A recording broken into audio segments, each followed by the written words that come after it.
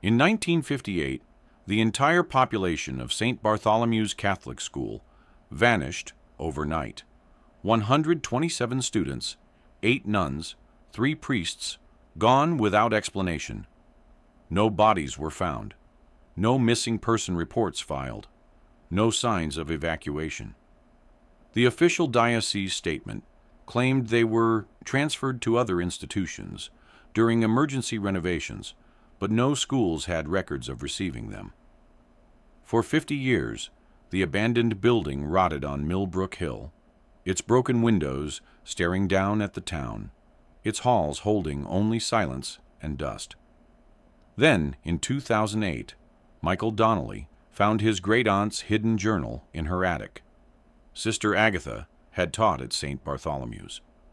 Her final entry, dated the night before everyone vanished, contained a desperate confession that made him drive straight to the abandoned school. What he discovered in the sealed basement forced authorities to confront a truth the Catholic Church had buried for half a century, and revealed why 138 people could disappear without anyone daring to ask questions.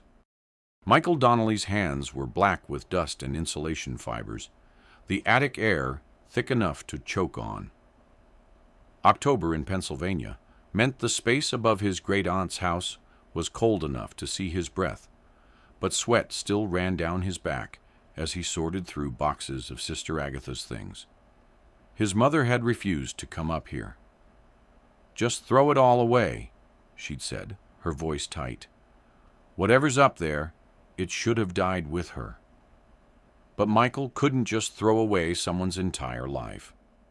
Sister Agatha had been the only one from his father's side who'd ever shown him kindness, the only one who'd send birthday cards with $5 bills tucked inside, signed with her careful script, "With love and prayers, Aunt Aggie." The oilcloth package was wedged between 2 floor joists, deliberately hidden beneath pink insulation that had been carefully cut and replaced. His fingers found it by accident when he'd reached too far back, trying to grab what looked like an old photo album. The cloth was waxy, brittle with age, tied with twine that fell apart at his touch. Inside was a leather journal, its pages yellowed but intact. Sister Agatha's handwriting, younger and steadier than he'd ever seen it, filled every page.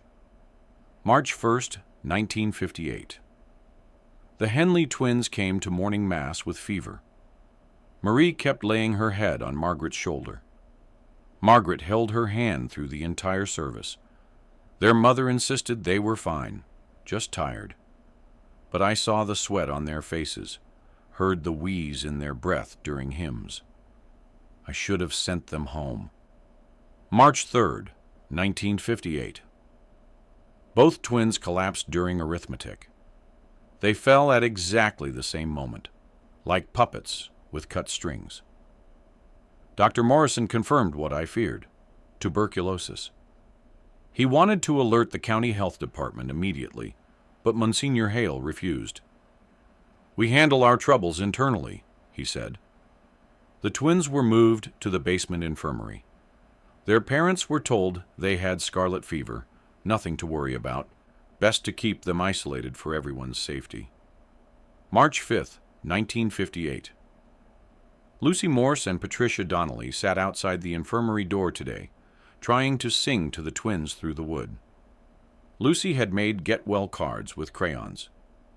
Patricia helped her spell, "We miss you." I had to tell them the twins were sleeping. Another lie. The twins were delirious with fever. Marie keeps calling for Margaret, even though Margaret is right beside her. Michael sat back on his heels. Patricia Donnelly. That was his Aunt Pat, his father's sister, who lived 40 minutes away. The one who never came to family gatherings, who his mother only mentioned in whispers. He kept reading, the entries becoming more frantic. March 8th, 1958. 7 more children showing symptoms. Brian Fitzgerald can barely stand, but insists on serving morning mass. He doesn't want to disappoint Monsignor Hale.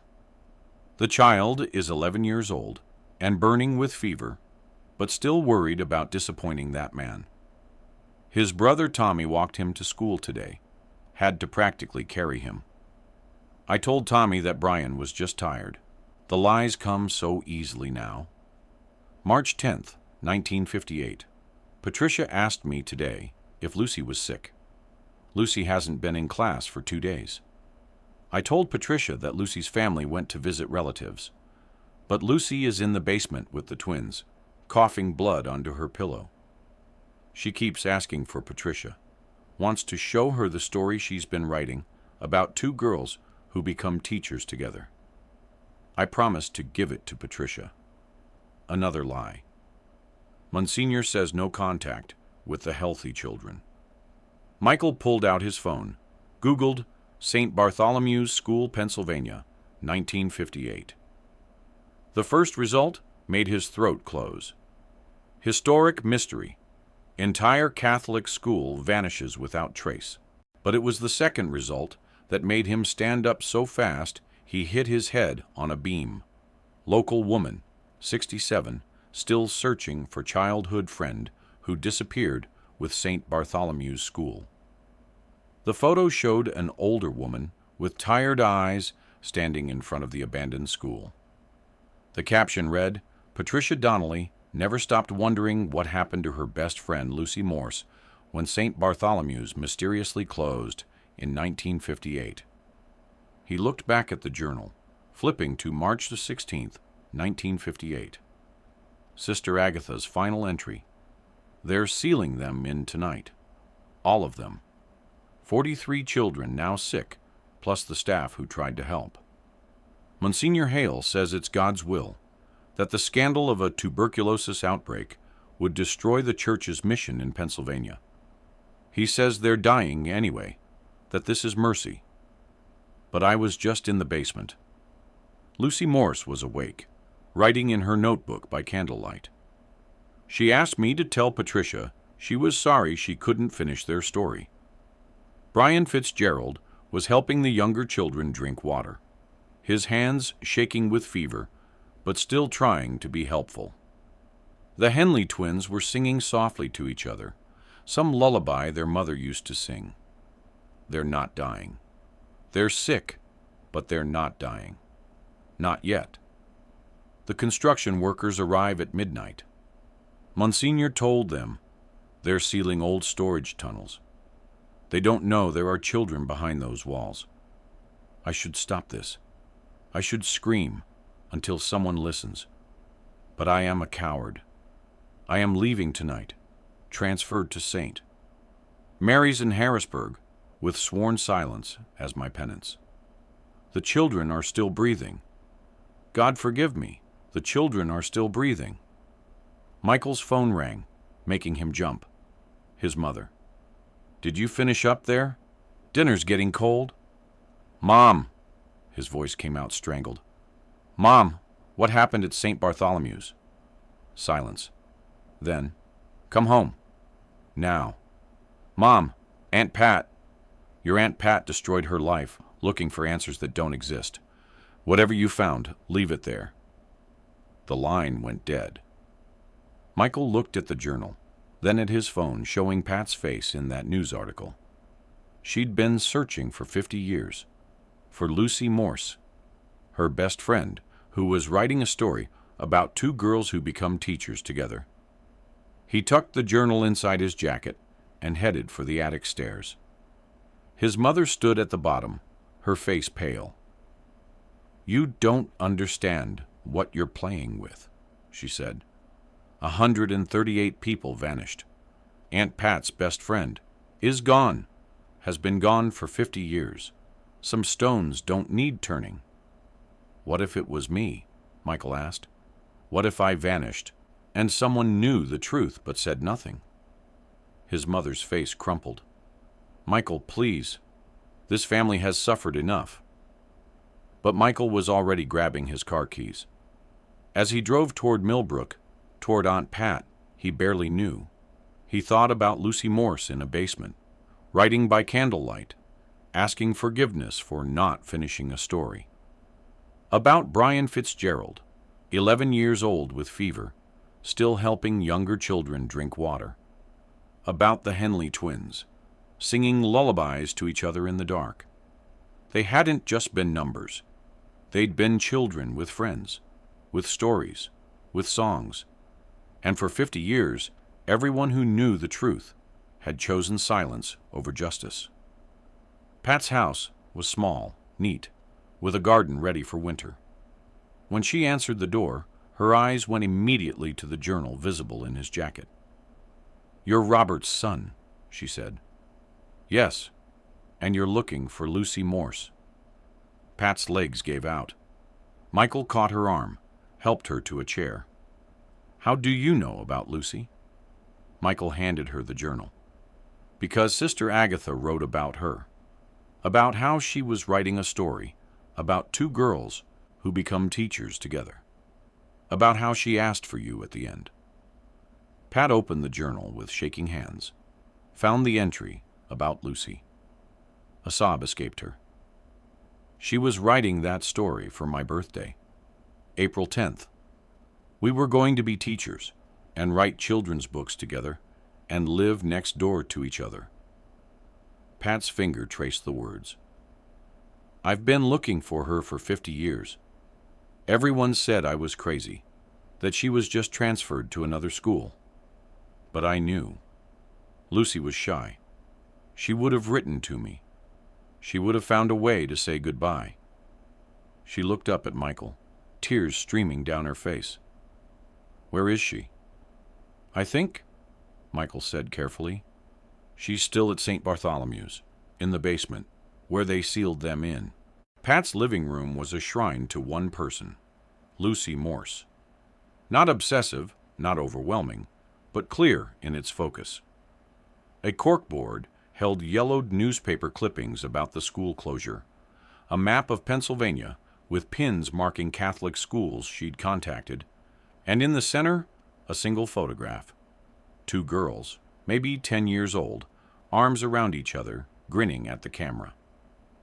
"That was 2 weeks before she disappeared," Pat said, following Michael's gaze. "We'd just won the spelling bee together. Lucy spelled necessary, and I spelled rhythm. We were going to go to the state championship." She sat with the journal, reading each entry slowly, her finger underlining Lucy's name whenever it appeared. "Sister Agatha was my favorite teacher," Pat said quietly. "She encouraged me to write, to ask questions. After the school closed, I went to her, begged her to tell me where Lucy was. She looked me in the eye and said she didn't know." Pat's voice turned bitter. "She knew Lucy was dying in a basement, and she looked me in the eye and lied." Michael studied the map. "You checked all these schools?" "Every Catholic school in Pennsylvania, then New Jersey, New York, Ohio. I was 13, calling churches from payphones, pretending to be my mother. Some were kind, checked their records. Others told me to stop bothering them." She touched a pin near Philadelphia. "This one, St. Catherine's, the secretary said something strange. She said, 'Another saint.' Bartholomew's parent? I'm sorry, we have no records." Like other parents had called too. "Did you find them? Other parents?" Pat walked to a filing cabinet, pulled out a folder. 12 families in the first year. But people gave up, moved away, or... She showed him an obituary. Mrs. Henley, the twins' mother, died in 1971. The death certificate says heart failure, but her older daughter Catherine told me she never stopped looking for Marie and Margaret. She died of grief. Michael read more of the journal, while Pat made coffee with shaking hands. The entries painted a picture of escalating horror. March 11th, 1958. Lucy's fever broke today. She was lucid for a few hours, asked if she could go back to class. When I told her she needed to rest, she said, "But Pat and I are writing a play for Easter." She can't do all the dialogue herself. I promised to help Patricia. Another lie to add to my collection. March 12, 1958. Brian Fitzgerald figured it out. He's too smart, that boy. Asked me why the medicine isn't making anyone better. Why more children keep coming to the basement but none leave. Why his brother Tommy can't visit. I told him it was for Tommy's safety. He said, "Then why aren't you worried about your safety, sister?" I had no answer. Brian Fitzgerald, Pat said, returning with coffee. Tommy's little brother. Tommy still lives here in Millbrook. Never left.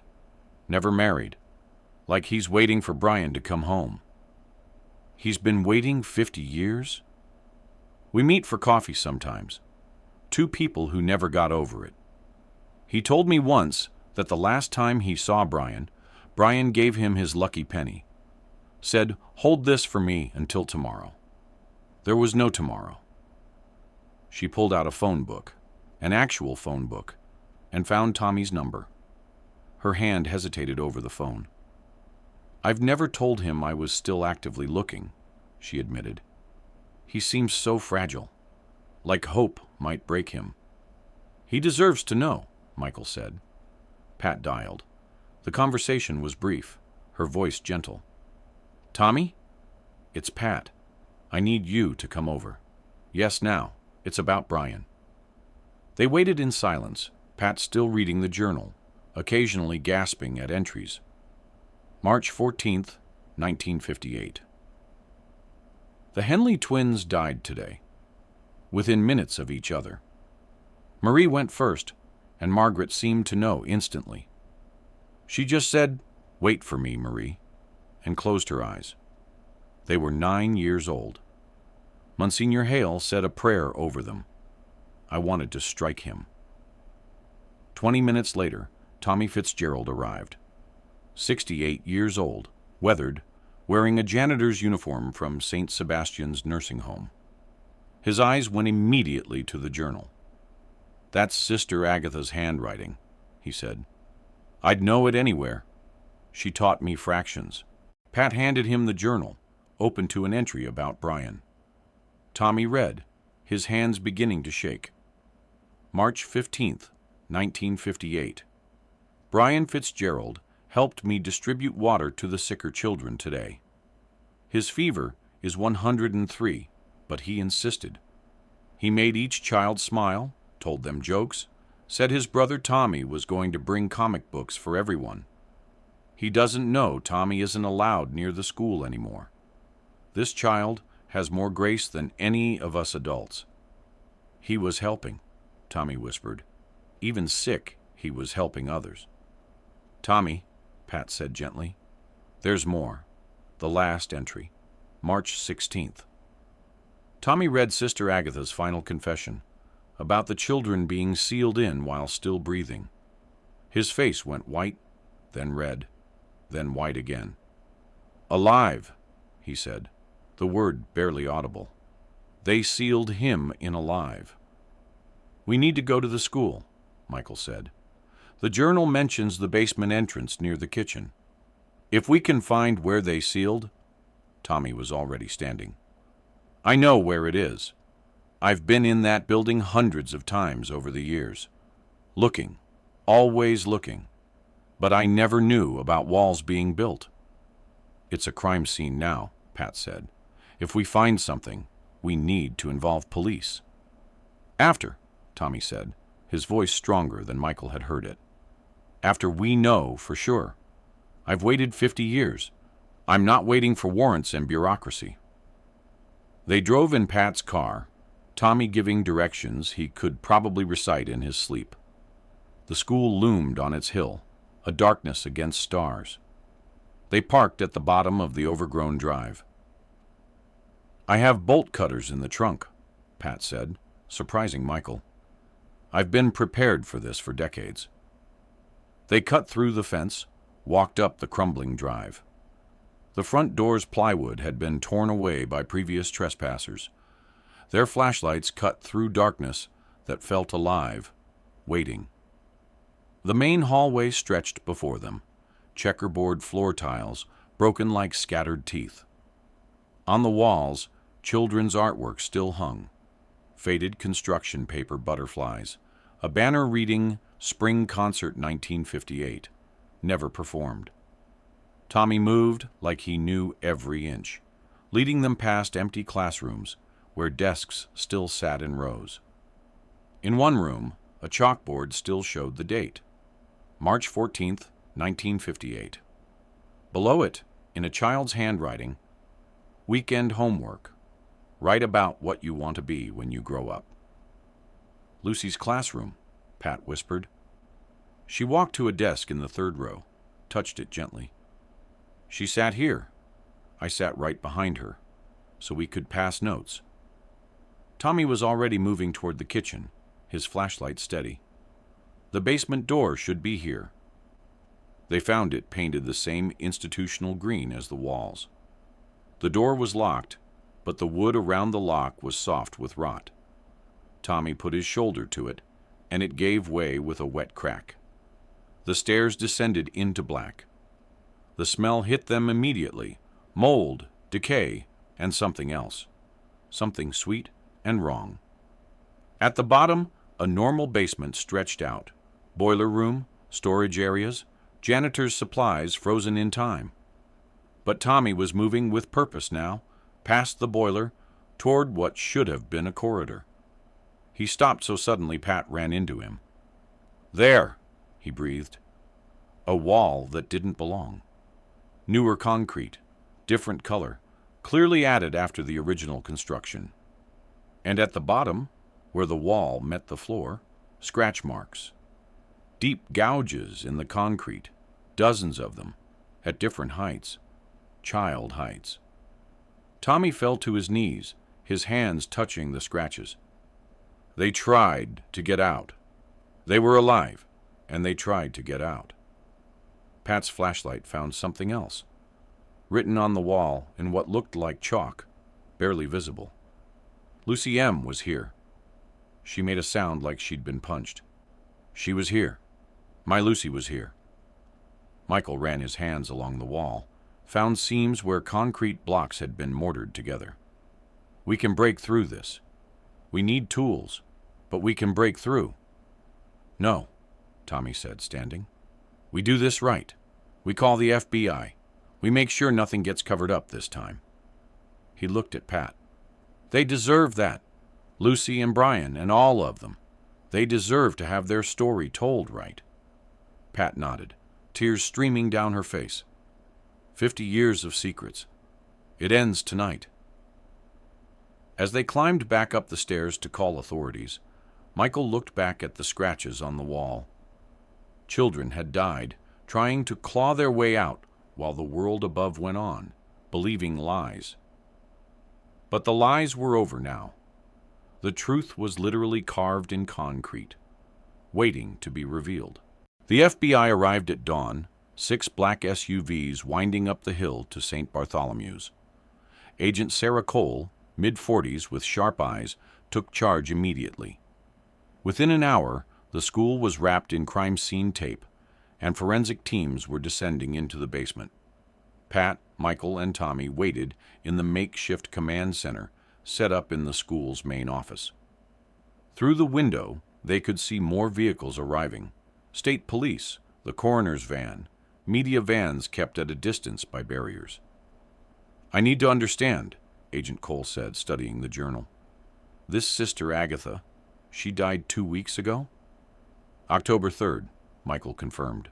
Heart failure at 91. And she never told anyone? Pat's voice was flat. She taught at St. Mary's in Harrisburg for 41 years after this. Lived a full life while those children rotted in the basement. Agent Cole's radio crackled. Ma'am, you need to see this.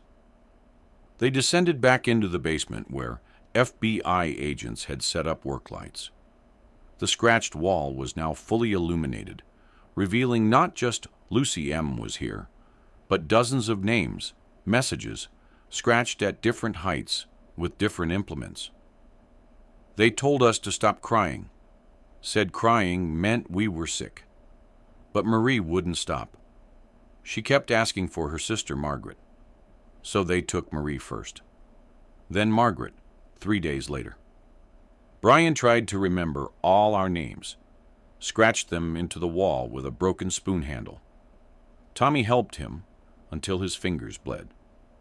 Brian said if someone found the names, they'd know we were real, that we existed.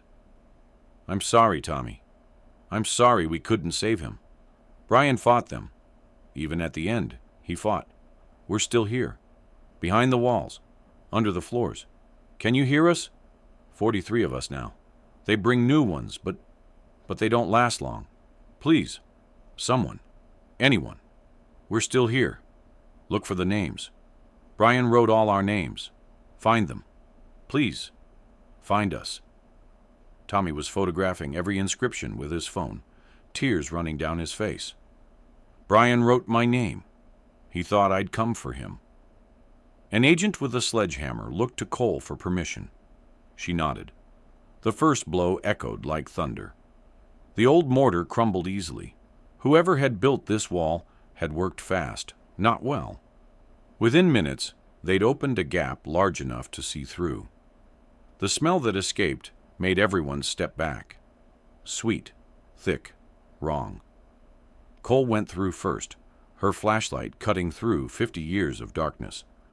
Then her voice, professional but shaken. We have remains. Multiple. They're in the rooms. The quarantine ward stretched beyond the false wall, a corridor with doors on both sides, exactly as Sister Agatha had described. But what she hadn't described was how they'd tried to make it homelike. Crayon drawings were taped to walls. A hopscotch grid was chalked on the floor. Someone had hung paper chains from the ceiling, the kind children make for Christmas. In the first room, 3 small beds. On each bed, remains in the tattered remnants of St. Bartholomew's uniforms. And on the wall, in a child's handwriting, Marie and Margaret Henley. We stayed together. Pat found Lucy in the third room, identifiable by the friendship bracelet still on her wrist, the one Pat had made for her 10th birthday, 2 months before she died. Lucy was on a bed near the window, a window that had been bricked over. On the floor beside the bed, a notebook, its pages brittle but intact. Pat picked it up with shaking hands. Lucy's handwriting getting progressively weaker. March 13th. Pat, if you find this, I'm sorry we couldn't finish our story. The 2 girls who become teachers. You'll have to write the ending yourself. March 14th. Sister Agatha says we're getting better, but I heard Marie Henley died. Margaret, too. They're not telling us the truth. March 15th. Brian Fitzgerald says we're being locked in. He heard the workers talking. I don't believe him. Why would they lock us in? March 16th. The workers are here. We can hear them building something. Brian was right. Pat, I'm scared. I want my mom. I want to go home. I want. The entry ended mid-sentence. Tommy had found Brian in a room at the end of the corridor. Unlike the others, Brian wasn't on a bed. He was by the door, his remains showing he'd died, trying to get out. His fingers were still at the gap under the door. He fought, Tommy said, kneeling beside his brother. He fought to the very end. In Brian's pocket, they found something that made Tommy collapse. A handful of lucky pennies, the ones Brian collected, including the one he'd given Tommy that last morning. Somehow, Brian had gotten it back, had died carrying it. Agent Cole was documenting everything, but she stopped at a room that was different from the others. This one had an adult's remains, in a nun's habit. On the wall, written in what forensic analysis would later confirm was blood, was a detailed record. Sister Marguerite Walsh, Chronicle of Murder. March 16th, 11:47 p.m. Sealed in with 43 children, 3 nuns, 1 priest. March 17, 2 a.m. Marie Henley deceased, already gone before sealing. March 17th, 2:15 a.m., Margaret Henley, deceased, already gone. March 17th, 6 a.m., Timothy Chen, deceased. March 17th, 9 a.m. Water runs out. The list continued, documenting each death with clinical precision. Sister Marguerite had stayed lucid, recording everything, creating evidence. The last entry, March 19th, 8 p.m. I remain, children all at peace. May God forgive those who did this. May God forgive me for not stopping it. She stayed alive for 3 days, Cole said quietly. 3 days documenting their deaths, making sure there would be evidence. In another room, they found something that changed everything. Filing cabinets, sealed in with the children. Inside were financial records showing Monsignor Hale had embezzled $300,000 from the school and diocese. The audit that would have discovered this was scheduled for April 1st, 1958. He killed them to hide theft, Michael said, numb. All of this, 138 people, to hide that he stole money. Pat was reading more documents. He paid the workers who built the wall. There are receipts, names, addresses. Some of these men might still be alive. Cole was already on her radio, sending the names to her team. Then she found something else, a reel-to-reel tape recorder, the tape still on the spool. The batteries were long dead, but one of the forensic techs had equipment that could play it. A child's voice filled the room, thin and frightened. This is Brian Fitzgerald. It's March 16th, 1958, really late. They're building a wall. We can hear them. Sister Marguerite says we should record what's happening in case someone finds us. Lucy Morse is here. The Henley twins are really sick. There's 43 of us. We didn't do anything wrong. We just got sick. Tommy, if you hear this... The recording cut off. Tommy was sobbing now, holding the tape player, like it was Brian himself. They found 43 bodies in total, exactly as the journal had said. Each one was photographed, documented, carefully prepared for removal. But first, Pat did something that would haunt everyone present. She sat in Lucy's room and read aloud from the notebook they'd found, the story of 2 girls who wanted to become teachers. She read it to Lucy's remains, 50 years too late, but keeping a promise. Outside, the media had multiplied. Someone had leaked that bodies were found. Parents and siblings of missing children from 1958 were arriving, elderly now, but still hoping for answers. Catherine Chen, née Henley, 81 years old, stood at the police barrier, clutching a photo of her twin sisters. When Cole confirmed the twins had been found, Catherine's legs gave out. Together? She asked. Were they together? Yes, Cole said gently. They were holding hands. As the sun set, the coroner's teams began the delicate process of removing the remains. Each small body was treated with infinite care, carried out on stretchers covered in white sheets. A crowd had gathered, townspeople, families, media. As the first stretcher emerged, an elderly man in the crowd began singing Ave Maria. Others joined. Soon hundreds of voices rose in the twilight, singing for children they'd never known but would never forget. Tommy walked beside the stretcher he knew was Brian, his hand on the white sheet. I'm taking you home, little brother. Finally taking you home. Pat did the same for Lucy, whispering, We're going to finish that story, Lucy. I promise. 2 girls who wanted to be teachers. One who did, and one who teaches us still about love that doesn't die. But even as the bodies were removed, even as the truth began to spread, Agent Cole pulled Michael aside. There's something else. We found a second sealed wall, behind the first ward, and based on the construction, it was built later, maybe a week later. Michael's blood went cold. There are more. We'll know tomorrow. But yes, I think there are more. As the last of the 43 bodies was carried out, as the crowd dispersed, as families began the process of reclaiming their dead, Michael stood in the empty basement, looking at that second wall. How many more? How many children had Monsignor Hale murdered to hide his theft? Behind him, Tommy and Pat stood together, united in grief and relief. They'd found their loved ones. But Michael couldn't shake the feeling that they'd only uncovered part of the truth. The scratches on the second wall were different, desperate, and barely visible in the concrete. Someone had managed to carve. He came back. The second wall came down at 6 a.m., after the forensic team had documented every scratch, every mark. This wall was different, thicker, reinforced with rebar, built to last. Whoever constructed it had learned from the first one. When the sledgehammers finally broke through, the smell was different too. Chemical. Formaldehyde mixed with something else. Agent Cole went in first again, her flashlight sweeping across what looked like a medical facility.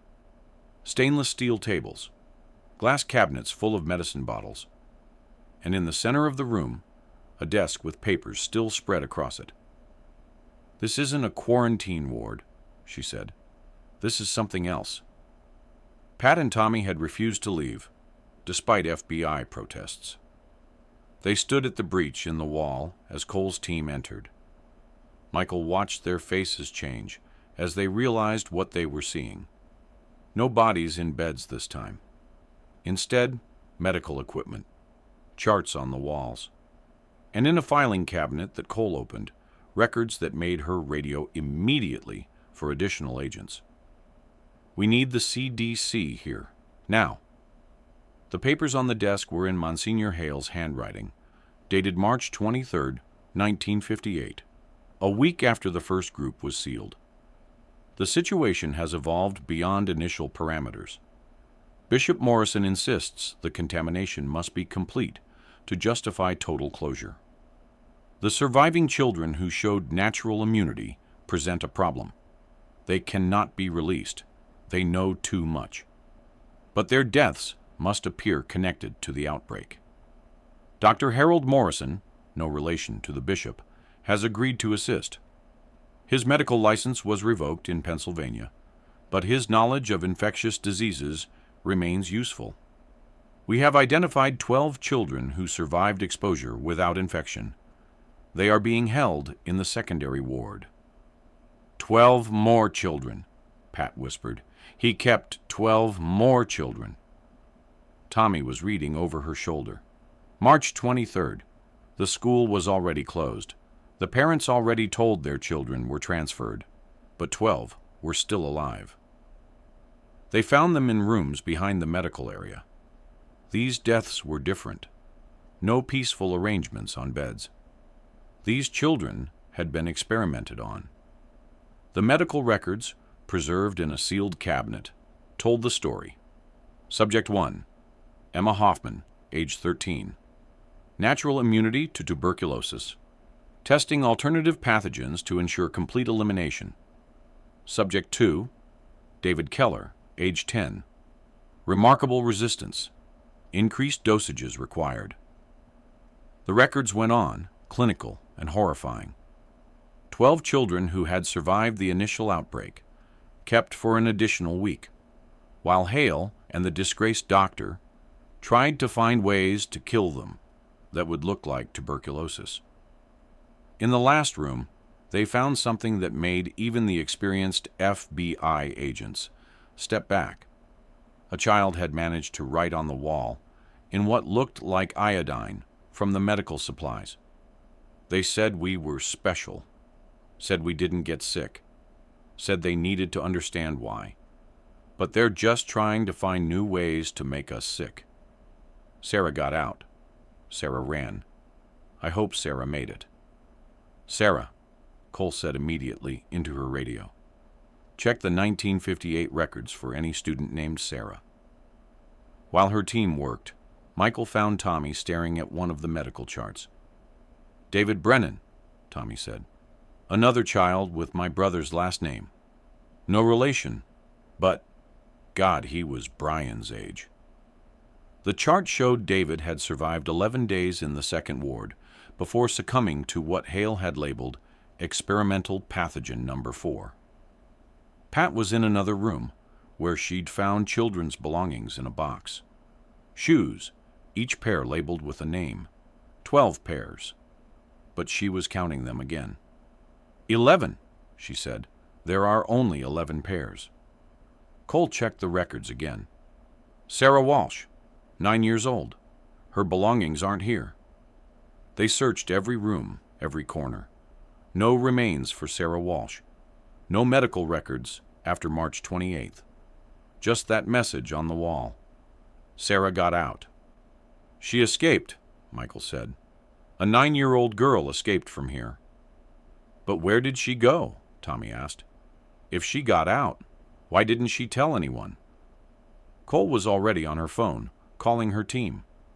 I need everything on a Sarah Walsh, born approximately 1949, missing from St. Bartholomew's School in 1958.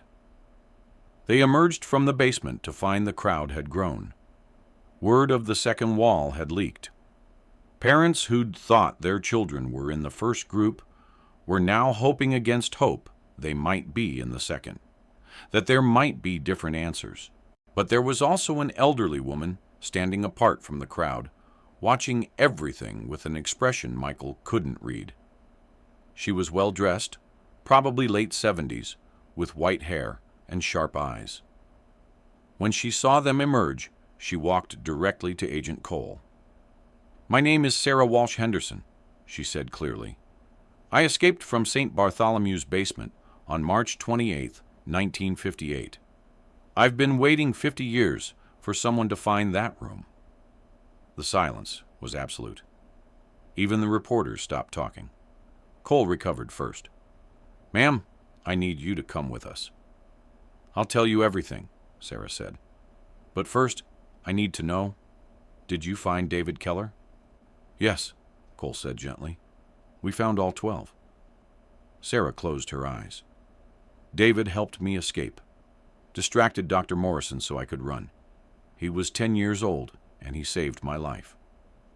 They took her to the command center, away from the cameras. Pat, Tommy, and Michael were allowed to stay as Sarah told her story, her voice steady despite the tears that occasionally escaped. I was small for my age, skinny. I could fit through the ventilation grate that David loosened over 3 nights. The plan was for both of us to go, but David was too big. So he created a distraction, knocked over medical equipment, screamed about being sick, while I crawled through. Where did you go? Cole asked. I ran home, 2 miles in my socks through the woods. But when I got there, my parents were gone. The house was empty. Neighbors said they'd moved suddenly. No forwarding address. I think the Diocese relocated them, told them I was dead. So what did you do? I hid in the woods for 2 days, eating from garbage cans. Then an old woman found me, Mrs. Catherine Rodriguez. She didn't believe my story about the school, thought I was traumatized, making things up. But she took me in anyway, raised me as her granddaughter, sent me to public school in the next county, gave me a new last name. You never tried to tell authorities? Michael asked. Sarah's laugh was bitter. I did, 3 times, when I was 12, 15, and 18. Each time, I was told I was delusional. The last time, they tried to have me institutionalized. Mrs. Rodriguez had to fight to keep me. After that, I stayed quiet, got married, had children, lived a life. But I never stopped watching that school. She pulled out a notebook, worn and filled with writing. Every year on March 28th, I go back. I leave flowers where I crawled out. and I write down what I remember, so I wouldn't forget their faces." She opened the notebook, showing sketches of children. David Keller, Emma Hoffman, the others. I drew them so someone would remember them as they were, not as bodies in a basement. Tommy was looking at one sketch. "This looks like Brian, but Brian was in the first ward."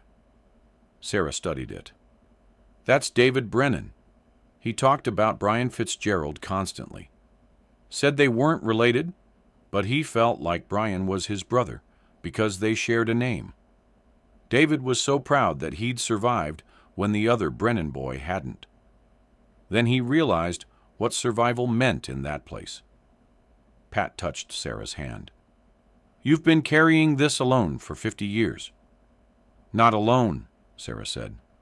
"Mrs. Rodriguez believed me eventually. Before she died in 1987, she made me promise to keep watching, keep waiting.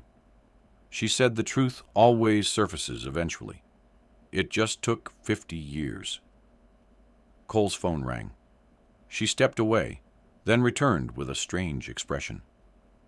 "The Diocese just released a statement. Bishop Morrison wants to meet with the families.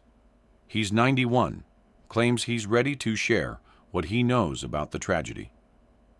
"Morrison," Sarah said, her voice sharp. "He visited the second ward, March 27th. Told Dr. Morrison, different Morrison, no relation, to complete the protocol. That's when they decided to kill us all." "Will you testify to that?" Cole asked. "I've been waiting 50 years to testify to that." As they prepared to leave, to confront Bishop Morrison with a living witness he thought had died in 1958, Michael noticed something. Sarah had another notebook, this one newer. "What's that?" he asked. Sarah hesitated, then opened it. It was full of names, dates, newspaper clippings. "Other schools. Over the years, I've tracked unusual closures, sudden student transfers, unexplained disappearances at Catholic institutions. I found patterns." Cole took the notebook, scanning quickly. "How many?" 17 schools with suspicious patterns between 1945 and 1975. Not all of them were mass events like St. Bartholomew's. Some were smaller, 5 children here, 8 there. But the pattern was consistent.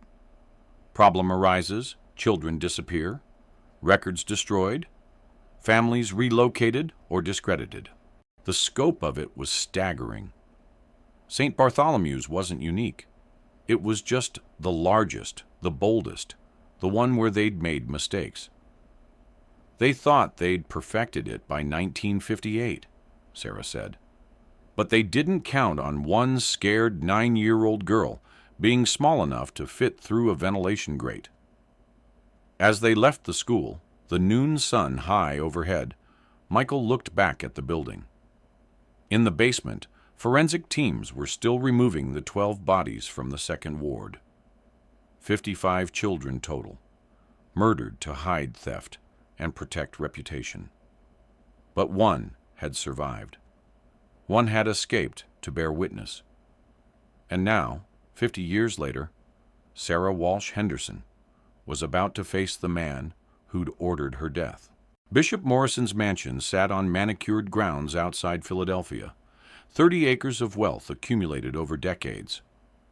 But when the FBI convoy arrived, they found news vans already lined up, reporters shouting questions, and protesters holding signs with the faces of dead children.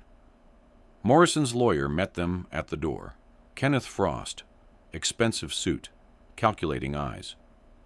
"The bishop will see you in his study. He's prepared a statement." "He can prepare whatever he wants," Agent Cole said. "We have questions." The study was exactly what Michael expected.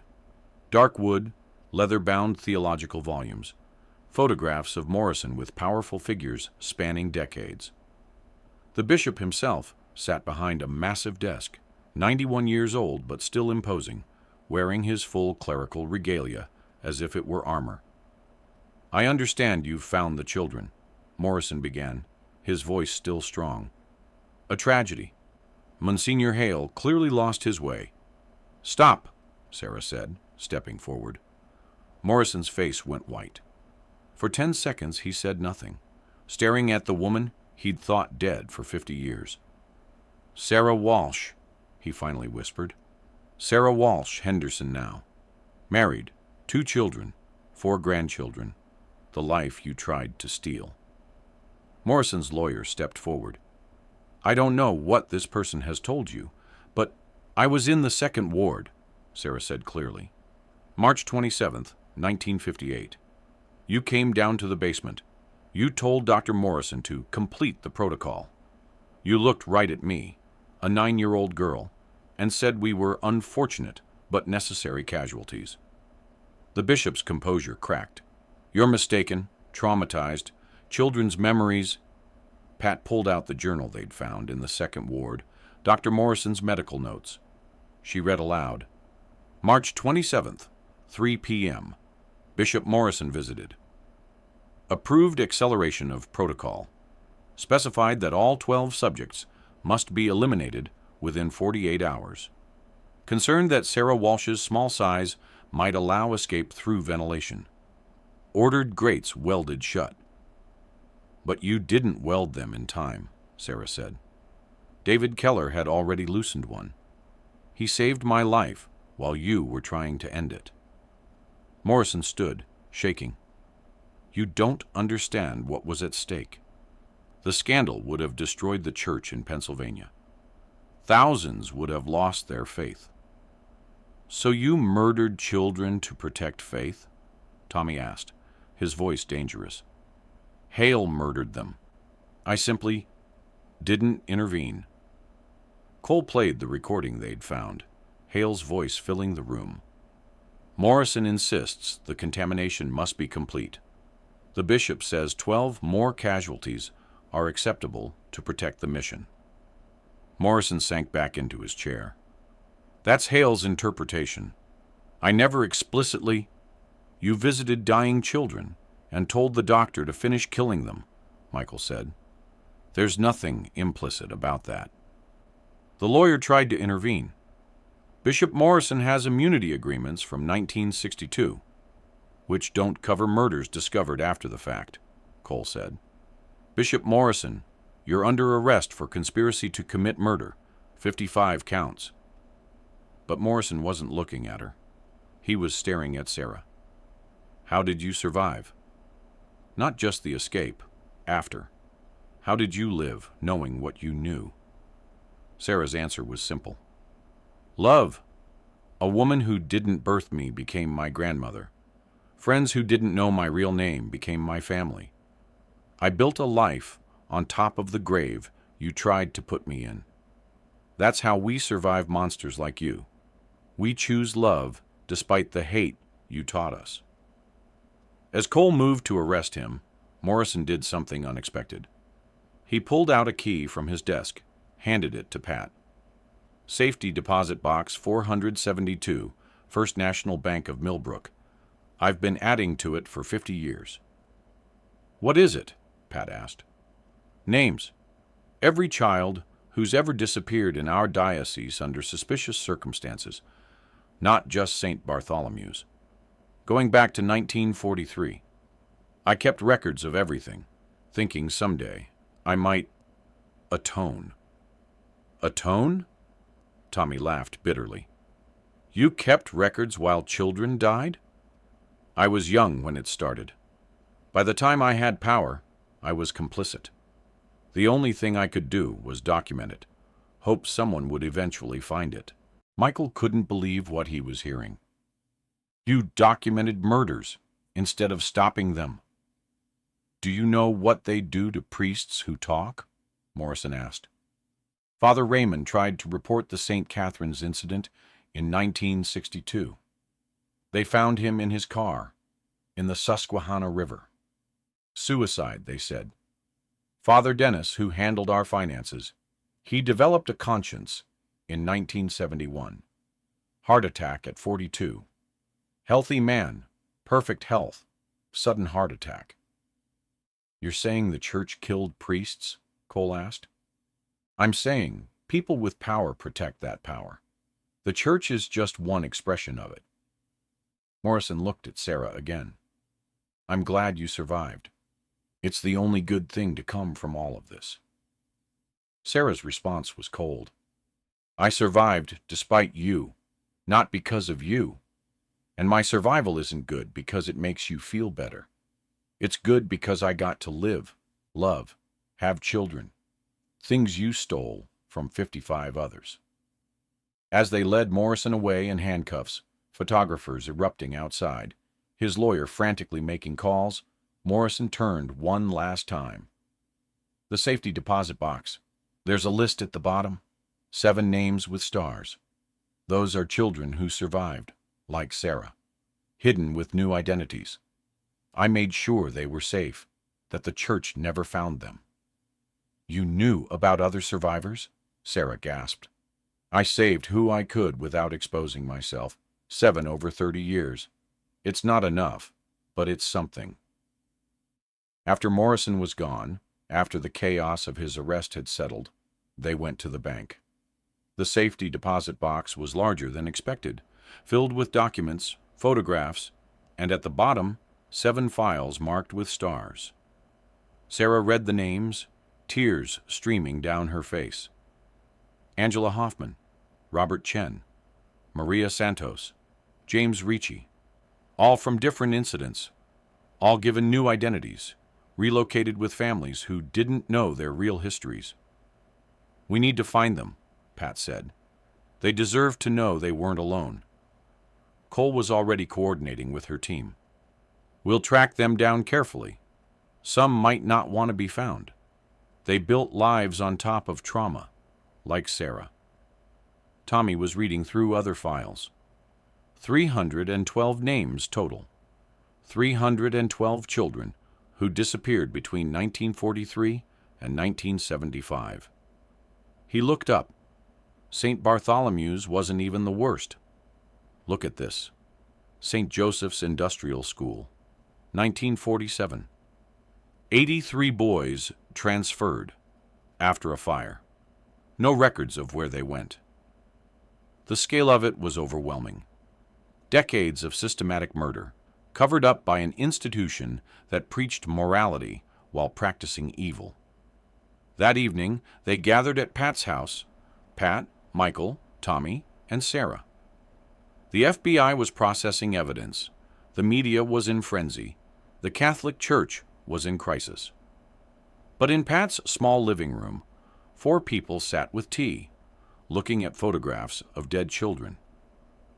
Lucy would have been 67, Pat said, touching the photo of her friend.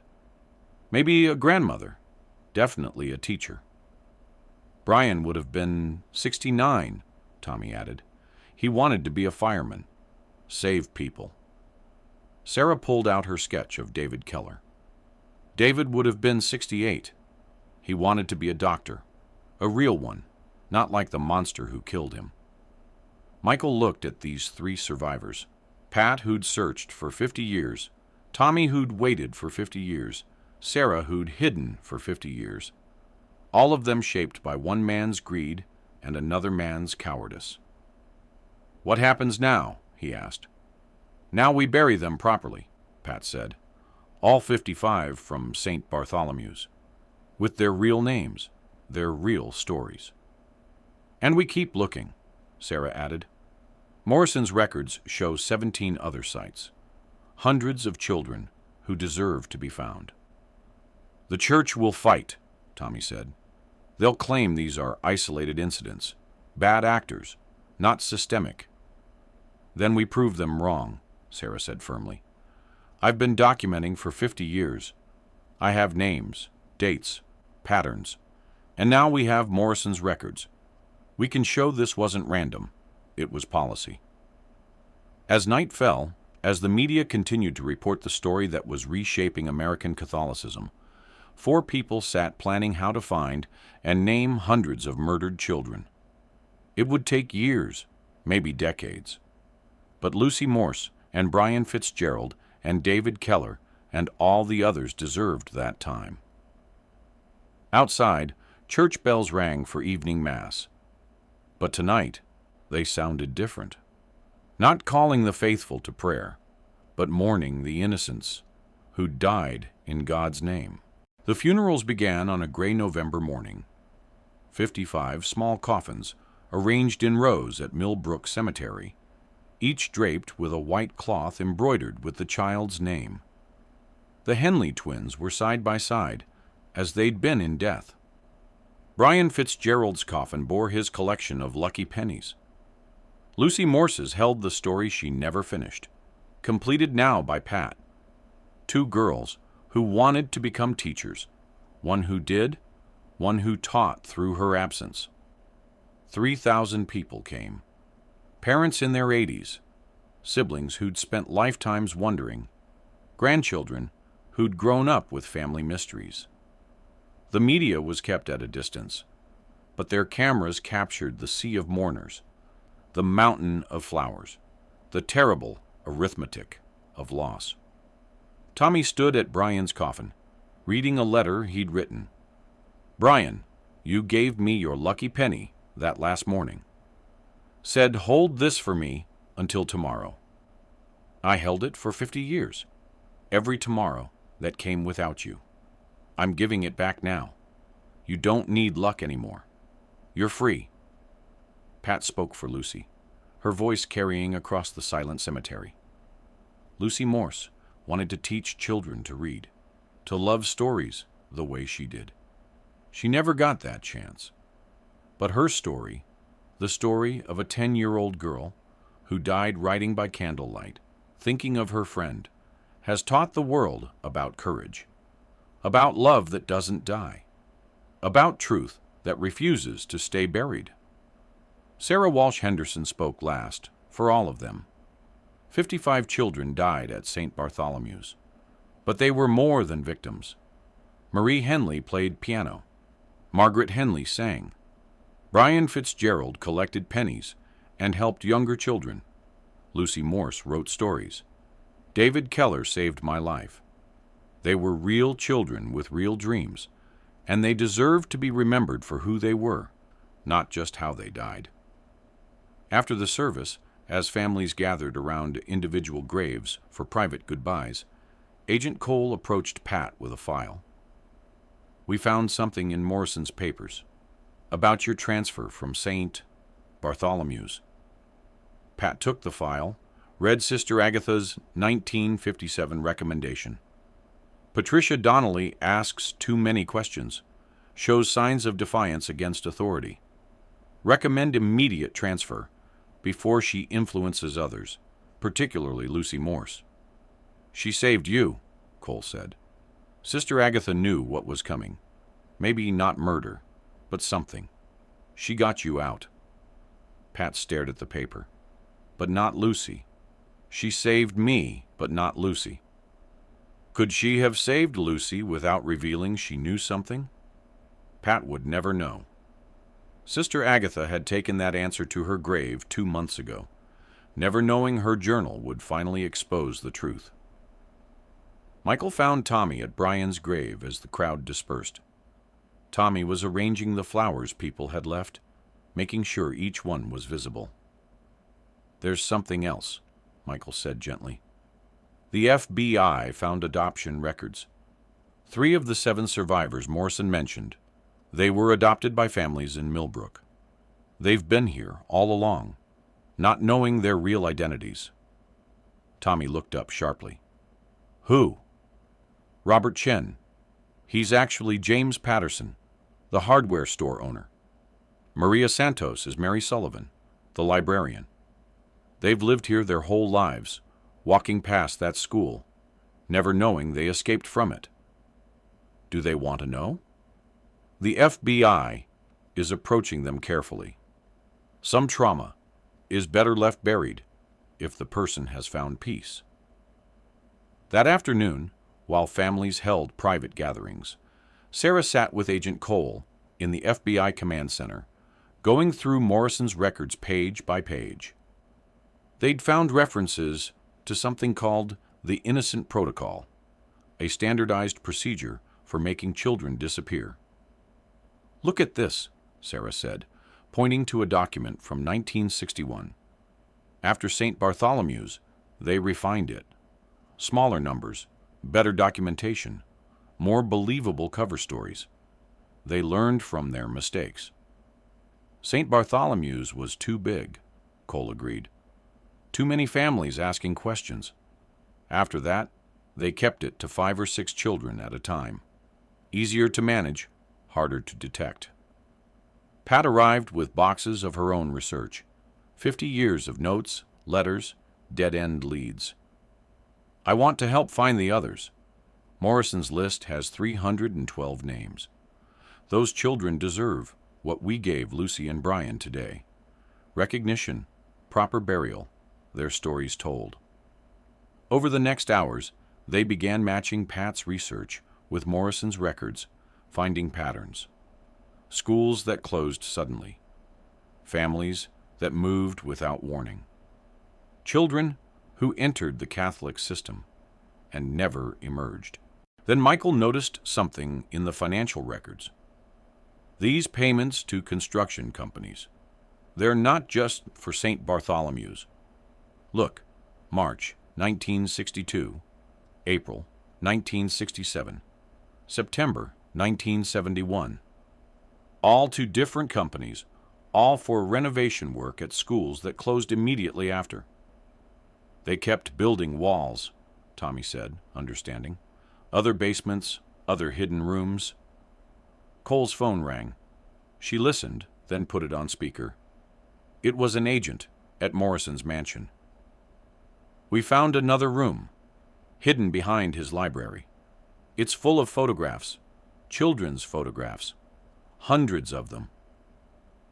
They drove to the mansion immediately. The hidden room was small, windowless, its walls covered floor to ceiling with photographs. School photos, First Communion portraits, family snapshots. Each one labeled with a name and date. "These are all the children," Cole breathed. "Everyone who disappeared." But Pat was looking at something else. In the corner, a single photograph set apart from the others, in a gold frame. A young boy, maybe 12, smiling at the camera. The label read, "Vincent Morrison, beloved son, 1941 to 1953. Tuberculosis." "Morrison had a son," Michael said, "who died of tuberculosis." They found more documents in the room.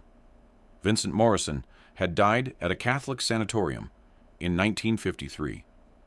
The same sanatorium where Dr. Harold Morrison later worked. The same doctor who'd provided the tuberculosis cultures to infect the Henley twins. "Dear God," Pat said, understanding. Morrison helped murder children with the same disease that killed his son. He turned his grief into something monstrous. Sarah was reading a letter, Morrison's handwriting, never sent. "Vincent, my son, I failed to save you from disease.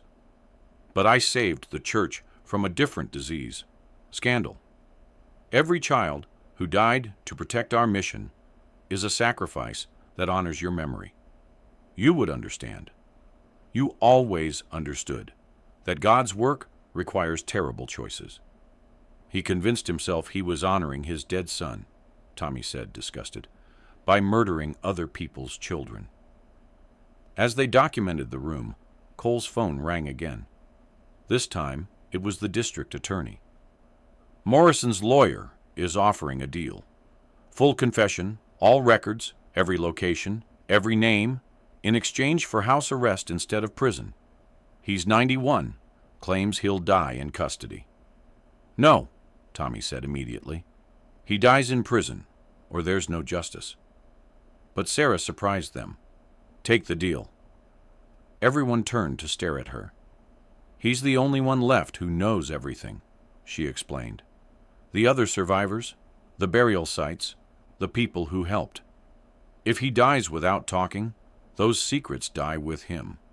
The children deserve to be found more than I deserve to see him in a cell."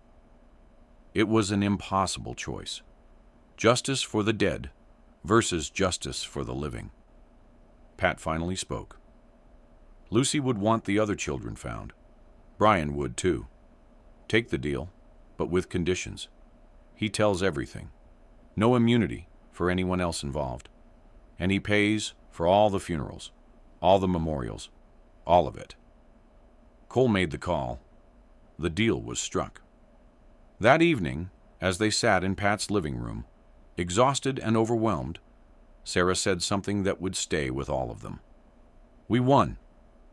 We found them, named them, buried them properly. But it took 50 years. How many St. Bartholomews are there that we haven't found yet? How many children are still waiting in hidden rooms? Outside, the bells of St. Paul's Church rang for evening mass. The same bells that had rung while children died in basements. The same bells that would ring tomorrow, and the day after, while the institution continued. The work isn't done, Pat said. It's just beginning. Michael looked at these 3 survivors, each shaped by the same tragedy, each responding differently. Pat had searched, Tommy had waited, Sarah had hidden. But all 3 had survived, and in surviving had ensured the dead wouldn't be forgotten. Tomorrow Morrison would begin his confession. Names would be named. Sites would be revealed. More children would be found.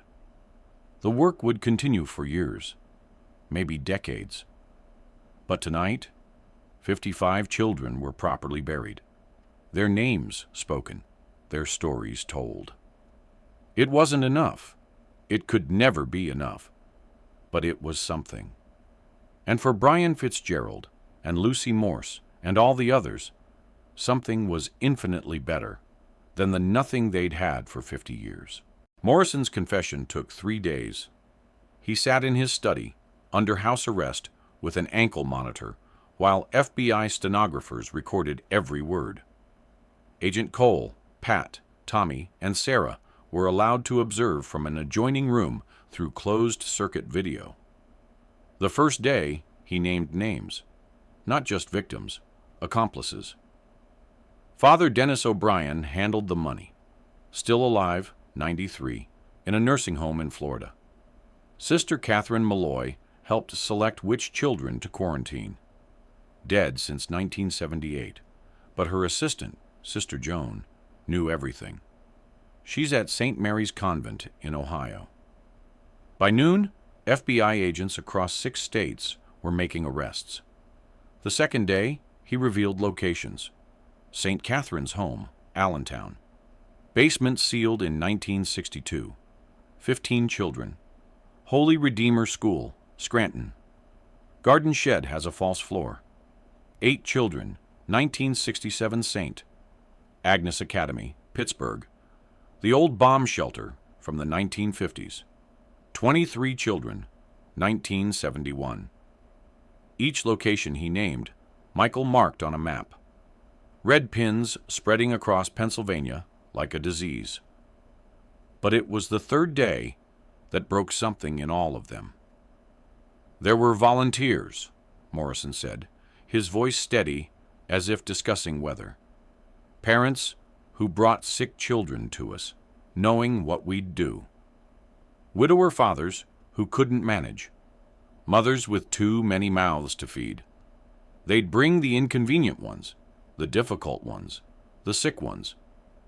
We'd give them death certificates, closed caskets filled with rocks. They'd collect insurance money, Social Security benefits.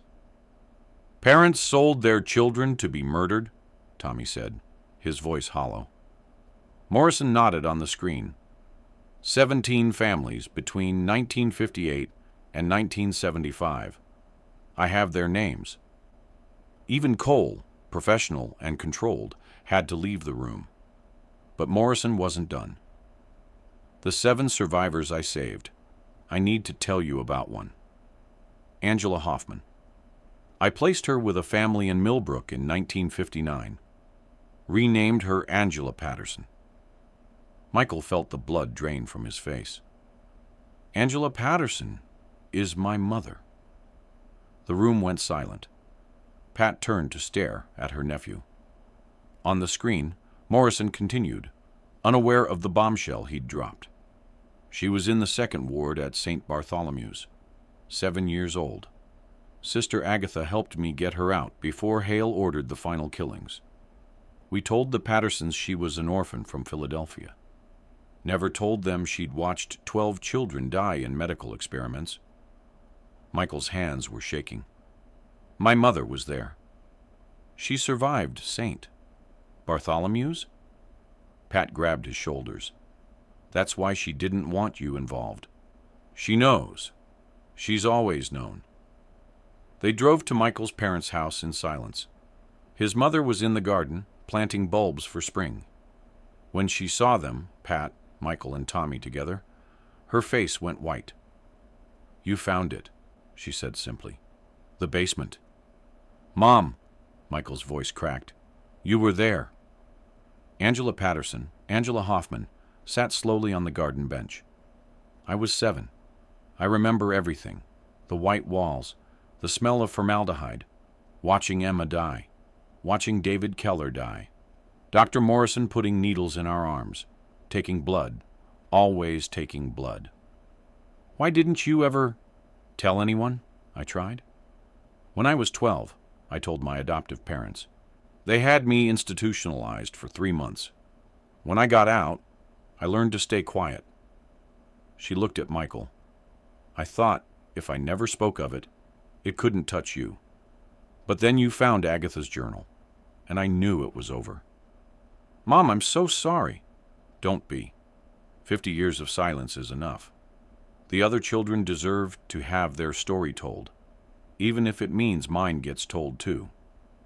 She stood, walked to a corner of the garden where an angel statue stood among roses.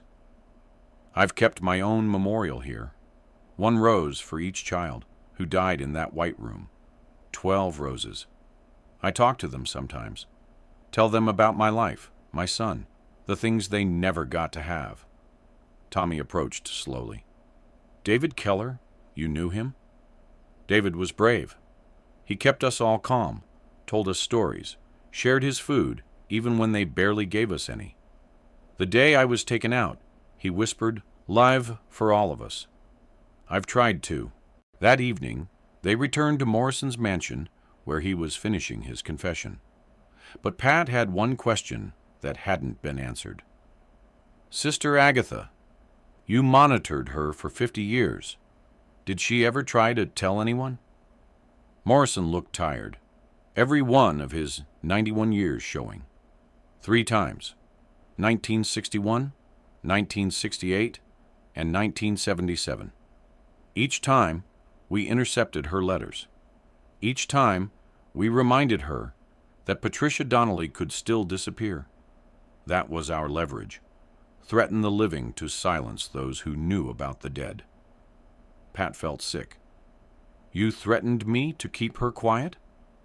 And it worked. She chose your safety over justice for the dead. A noble choice, some would say.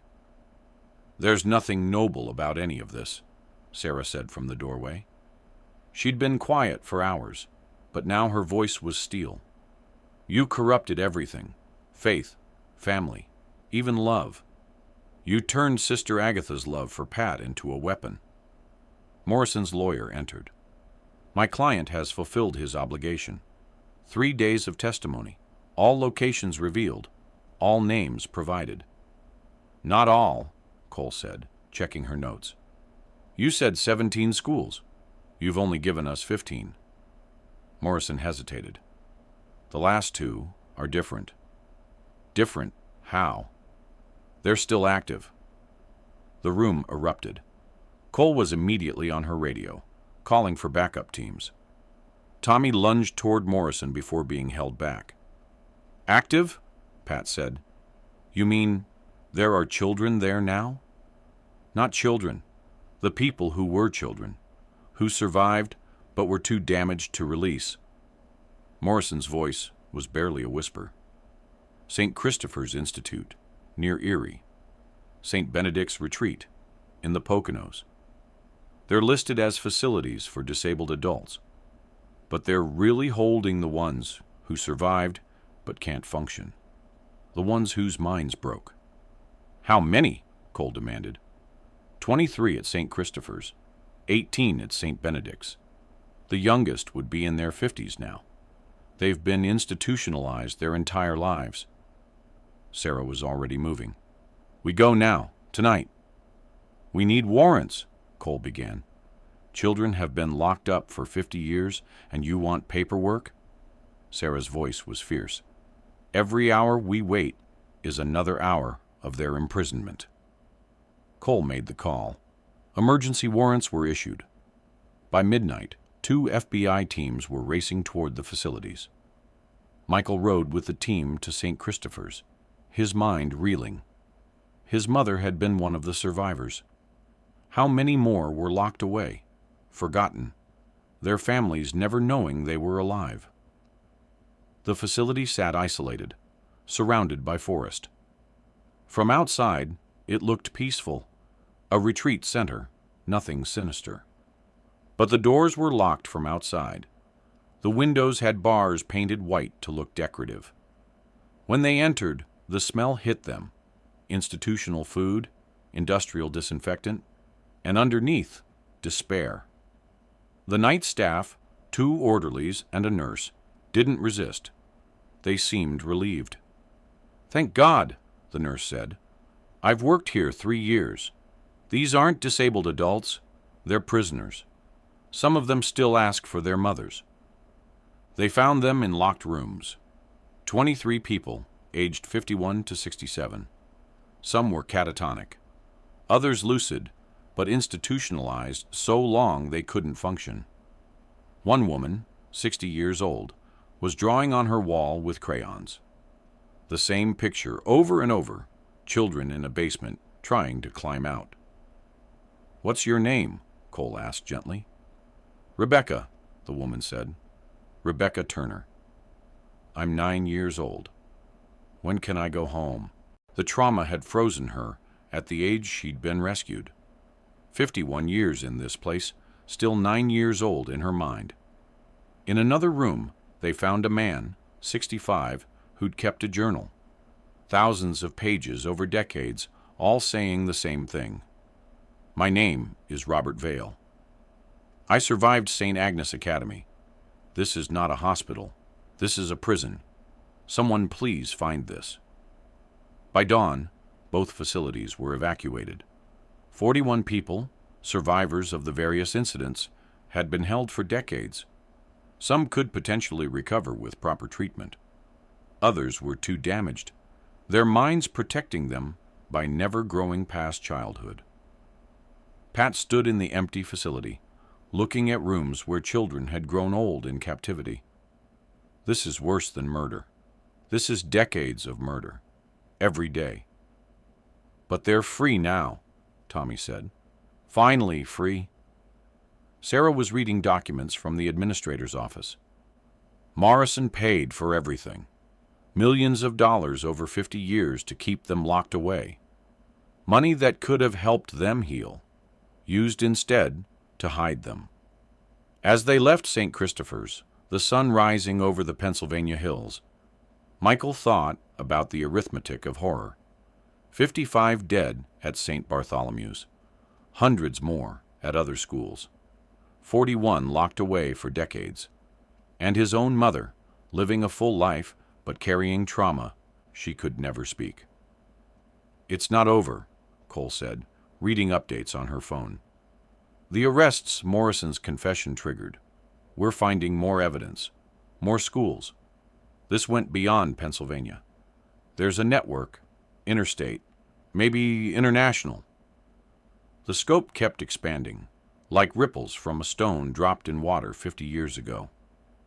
But in the FBI van, Sarah pulled out her old notebook, the one where she'd drawn the faces of children she'd known in the second ward. She turned to a fresh page and began drawing new faces, the 41 they'd just freed. They're alive, she said, tears streaming down her face. Damaged, broken, but alive. That has to count for something. It did count. But as Michael watched his mother's hometown disappear behind them, he couldn't shake the feeling that they'd only uncovered a fraction of the truth. How many more St. Bartholomew's were out there? How many more children were waiting, in sealed basements, in locked facilities, in unmarked graves, for someone to finally find them? The Catholic Church had issued another statement, calling Morrison a rogue element and promising full cooperation. But Michael had read enough of Morrison's records to know the truth. This wasn't one bad man or even one bad diocese. This was a system that valued its own survival over the lives of children. And systems that corrupt don't change just because their crimes are exposed. They evolve, they adapt, they continue. The trial of Bishop Morrison never happened. 3 weeks after his confession, he died in his sleep. Heart failure, the coroner said. Natural causes for a 91-year-old man. But Sarah noticed the meditation on his nightstand, prescribed by a doctor who'd lost his license in 1962 for irregularities. The same doctor who'd been on Morrison's list of accomplices. "They killed him," she said flatly to Agent Cole. The network protected itself. Cole couldn't prove it. The autopsy showed nothing suspicious. Morrison took his secrets to the grave, but his 3 days of testimony had set events in motion that couldn't be stopped. By December, 17 priests and administrators had been arrested across Pennsylvania. The FBI had excavated 9 sites, recovering 189 bodies. Each discovery brought more families forward, more questions, more horror. Pat stood in what had been St. Catherine's home basement, watching forensic teams carefully remove small skeletons. 15 children, just as Morrison had said. But one detail he hadn't mentioned. They were all disabled. Children with Down syndrome, cerebral palsy, conditions that made them imperfect in someone's eyes. They targeted the vulnerable, the forensic anthropologist said. Children whose disappearances would raise fewer questions. Michael was there, documenting everything with photographs. Since learning his mother was a survivor, he'd quit his job to work full-time on the investigation. "Every child we find deserves to have their story told properly," he'd said. His mother had started talking more about her experience. Small details that built a picture of systematic horror. "Dr. Morrison would separate us by blood type," Angela told them one evening. "He was looking for something specific in our blood. The children who had what he wanted lived longer. The ones who didn't." She trailed off. Tommy had been visiting the 41 survivors they'd freed from the facilities. Most were in proper psychiatric hospitals now, receiving real treatment for the first time in their lives. Some were beginning to remember, to speak. Rebecca Turner remembered something, he told Pat. She said Monsignor Hale visited the facility in 1973, told her she was a special, that she'd helped save the church. Then he gave her an injection that made her forget things. They were experimenting with memory suppression. The scope kept expanding. What had started as one school's disappearance was revealing a decades-long program of murder, experimentation, and cover-up. Then, in late December, Sarah received a package with no return address. Inside was a key and a note from someone who couldn't speak while alive. St. Bartholomew's, 3rd floor, room 314. The real records. They went immediately, Agent Cole and local police accompanying them. Room 314 had been Monsignor Hale's private office. The key opened a hidden panel in the floor. Inside were film reels, hundreds of them, labeled by date from 1952 to 1987. The first reel, when they found equipment to play it, showed a young Vincent Hale, newly ordained, speaking to camera. The Innocence Project Initiated by Bishop Francis Keller, Archbishop Morrison, and Cardinal Blake. Purpose: to eliminate defective Catholic children who threaten the Church's image of perfection. Method: medical termination disguised as natural illness. God's work requires difficult choices. Defective, Pat said, her voice hollow. They called children defective. The films were a complete record. Every child selected, every method used, every death documented. Hale had filmed everything, creating what he called teaching materials for future generations of priests. One reel from 1958 showed the selection process for St. Bartholomew's. Hale and Morrison reviewing student files, marking children for quarantine. Lucy Morse, Hale's voice said on film. High intelligence, but overly emotional. Best friend with Patricia Donnelly. If we take Donnelly, Morse becomes unstable. Take Morse, leave Donnelly, as she's more controllable, alone. Pat had to leave the room. They'd chosen Lucy specifically because losing her would hurt Pat, but not make her dangerous. Another reel showed the actual infections. The Henley twins being given vitamins that were actually tuberculosis cultures. Their parents thanking Hale for taking such good care of their daughters. But the worst reel was labeled Survivors, Long-Term Study. It showed the 41 survivors in the facilities, filmed annually without their knowledge. Hale discussing their psychological deterioration, their memory issues, how isolation affected them over time. It was a longitudinal study of trauma, conducted on children they'd tried to murder. This is evidence of crimes against humanity, Cole said. This goes beyond murder. This is systematic genocide of disabled and inconvenient children. The final reel was dated March 15, 1987, the day before Hale died. He looked directly at the camera. Whoever finds this, know that I was not a monster. I was a soldier, in God's army, following orders. The children we eliminated would have lived lives of suffering. The Church we protected has saved millions of souls. History will vindicate us. In 100 years, when the Church still stands strong, who will remember a few hundred children? The film ended. In the silence that followed, Michael said, everyone will remember them. Sarah had been taking notes throughout. He mentions other dioceses, Chicago, Boston, Los Angeles. This wasn't just Pennsylvania. Cole was already on her phone, calling the director. Within hours, the investigation had gone national. That night, they gathered at Pat's house. Pat, Michael, Tommy, Sarah, and Angela. 5 survivors of different kinds, bound by St. Bartholomew's. Morrison's dead, but the rest of his network isn't, Sarah said. They killed him to keep him quiet, which means they're still active, still protecting something. Angela spoke up. When I was in the facility, there was another girl, Maria Santos. She kept saying, the special ones go to the mountain. Over and over. The nurses said she was delusional. But what if she wasn't? Tommy pulled out his phone, checking Morrison's confession transcripts. He mentioned something about the Mountain Project, but claimed he didn't know details. He knew, Pat said. He knew everything. Michael was searching online.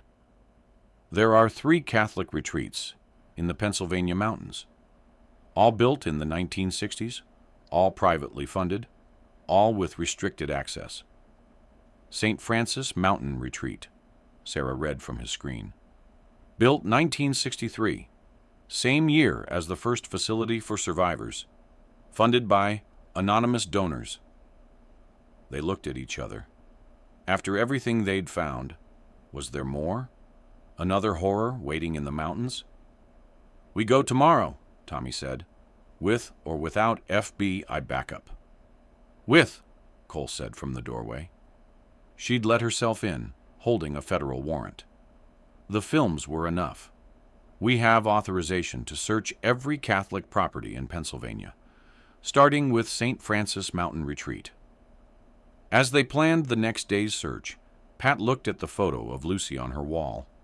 They'd found her, buried her properly, told her story.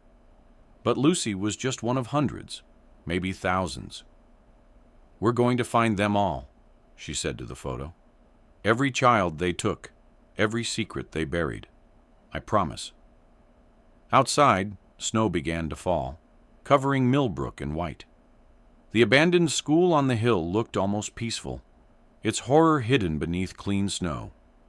But they all knew now, beauty could hide the worst evils, silence could enable the greatest sins, and sometimes the people sworn to protect children were the ones destroying them. Tomorrow they would go to the mountain. Tomorrow they would find whatever new horror waited there. But tonight, 5 survivors sat together, planning how to dismantle a system that had operated in shadows for 70 years. They had names, dates, evidence. They had each other. And they had the one thing Morrison and Hale and all the others had never counted on. They had survived long enough to tell the truth. St. Francis Mountain Retreat sat at 4,000 feet elevation, accessible only by a single winding road. When the FBI convoy arrived at dawn, they found the gates locked, security cameras disabled, and tire tracks in the fresh snow leading out. Someone had left in a hurry during the night. The retreat looked abandoned. 6 buildings arranged around a central chapel, all dark, snow undisturbed, except for those exit tracks. But Sarah noticed something. "Smoke," she said, pointing to a thin stream rising from what looked like a maintenance building. "Someone's still here." They found Father Kenneth Mills in the basement, feeding documents into an industrial incinerator. At 82, he moved slowly, but his eyes were sharp with purpose. When he saw them, he didn't stop. "You're too late," he said, throwing another box into the flames. 40 years of records, gone. Agent Cole arrested him, while others tried to salvage what they could, but the damage was done. Thousands of documents reduced to ash. "What was here?" Cole demanded. Mills smiled. "The successes. You've been finding our failures, the ones who died, the ones we had to lock away. But there were successes too. Children who were reformed, perfected, made useful to the church." "What do you mean, reformed?" Pat asked. Mills said nothing more, but Tommy had wandered to a wall covered in photographs. Group photos spanning decades, all showing children in matching uniforms, standing in perfect rows. But their eyes were wrong, empty, flat, like something vital had been erased. Under each photo was a year and a phrase: graduating class, renewed in Christ. Michael studied the photos. 1963 to 2001. 38 years of graduating classes. 20 to 30 children per year. "That's over 1,000 children," Sarah calculated. "Where did they go?" They searched the buildings, finding dormitories with military precision beds, classrooms with religious texts, a medical wing with surgical equipment. But no records, no files, nothing Mills hadn't burned. Then in the chapel, Angela found something. A loose floorboard under the altar, and beneath it, a single journal. Not official records, a personal diary kept by someone named Timothy. The first entry was dated 1973. Age 12, day 1. "They say I'm special, chosen. They say the treatments will make me pure. I don't understand why purity hurts so much." Angela read more, her face paling. The journal documented years of treatments, drugs, electroshock, isolation, something called cognitive restructuring. Timothy wrote about other children, how they slowly changed, became empty vessels for God's will. The last entry, 1978. I am Timothy no more. I am Brother Thomas, servant of the church. The boy I was is gone. This is good. He asked too many questions. They were experimenting with mind control, Angela said, taking difficult children and breaking them down, rebuilding them as perfect servants. Cole's phone rang. She listened, then put it on speaker. It was an agent at Mills's residence. We found something, a list of names and current positions. These kids, they're not dead. They're priests, nuns, Catholic school teachers. Hundreds of them, placed throughout the system. The implication was staggering. Children who'd been programmed, brainwashed, then inserted back into the Catholic system as adults. A hidden army of traumatized servants who didn't even remember their trauma. We need to find Brother Thomas, Pat said. Timothy, whoever he is now. They tracked him down through church records. Brother Thomas Matthews, age 58, teaching at St. Paul's Elementary in Harrisburg. When they arrived at the school, they found him teaching a class of third graders. His voice monotone, movements precise. Cole showed her badge, asked to speak with him privately. In the empty classroom next door, Brother Thomas sat perfectly still, hands folded, waiting. Your name is Timothy, Sarah said gently. Timothy Walker. You were taken to St. Francis Mountain Retreat in 1973. I am Brother Thomas. I have always been Brother Thomas. Michael showed him the journal. You wrote this, about the treatments, the other children. Brother Thomas looked at the journal without recognition. I don't know this writing. But when Angela read an entry aloud about a boy named Daniel who tried to escape and was punished with 3 days in the White Room, Brother Thomas began to shake. The White Room, he whispered. No, I don't. I am Brother Thomas. I have always been... His programming was breaking down, memories surfacing after 40 years. He grabbed his head, rocking back and forth. Daniel died. They said he went home, but he died. Maria stopped talking after the treatments. Joseph forgot his mother's name. They made us forget. They made us forget who we were. Over the next hour, fragments emerged. The retreat had taken troubled Catholic children, ones who questioned authority, showed independence, had inappropriate thoughts. Through a combination of drugs, torture disguised as therapy, and religious indoctrination, they'd broken these children down and rebuilt them as perfectly obedient servants of the church. How many? Cole asked. How many children went through the program? Thousands, Brother Thomas said, tears streaming down his face. Every year, 20 to 30. Some died from the treatments, some broke completely and were sent to the facilities. But most of us, we became what they wanted. Empty, obedient, useful. Tommy had been quiet, but now he asked, Did you know Brian Fitzgerald? Brother Thomas went still. Brian was in the White Room. No, that was St. Bartholomew's. Different program. The failures went to the basement. The potentials went to the mountain. Potentials? Children who showed promise. Intelligence, leadership, but wrong thinking. The mountain fixed our thinking. They were uncovering another layer of horror. Not just murder, not just imprisonment, but systematic brainwashing of children to create a generation of servants who wouldn't question, wouldn't resist, wouldn't remember. Father Mills, in FBI custody, finally spoke during interrogation. You don't understand the scope.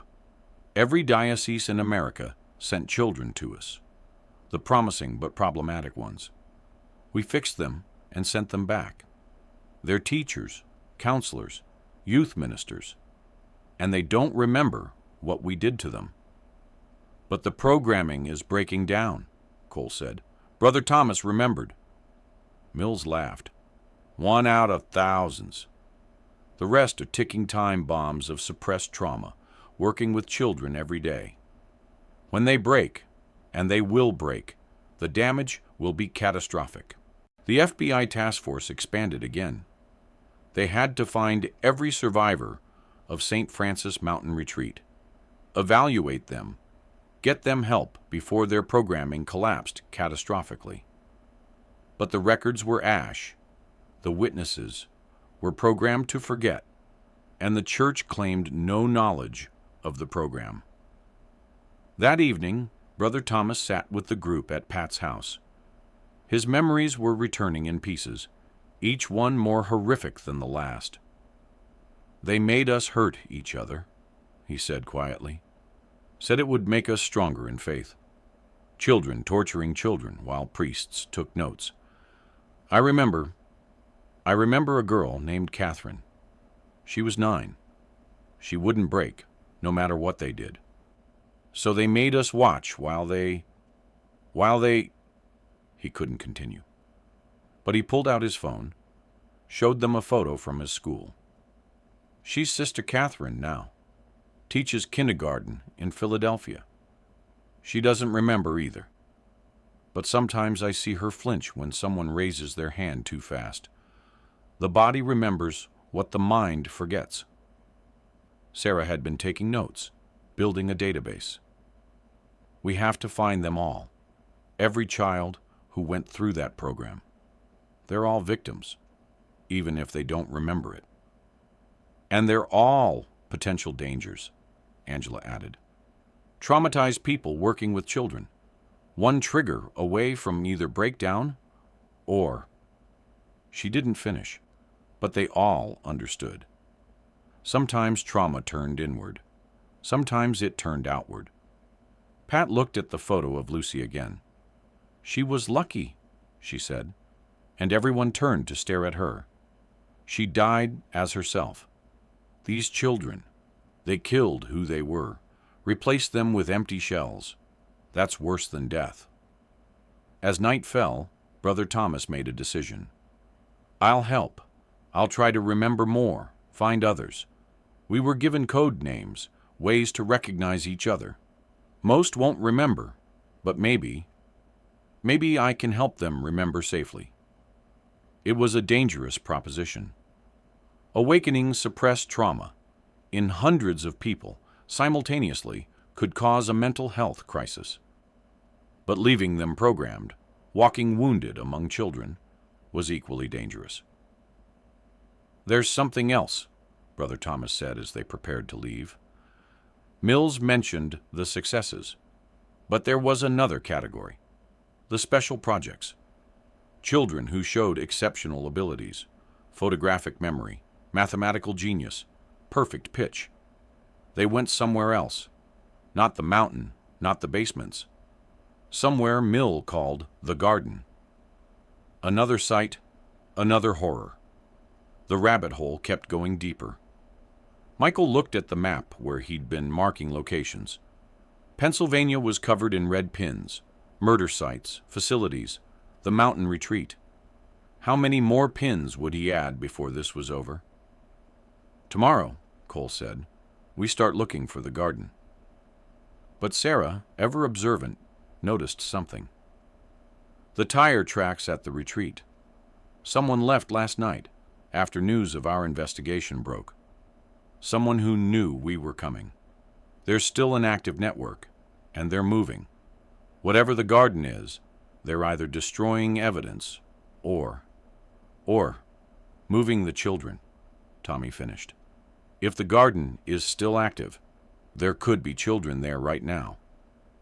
The urgency hit them all at once. This wasn't just about historical crimes anymore.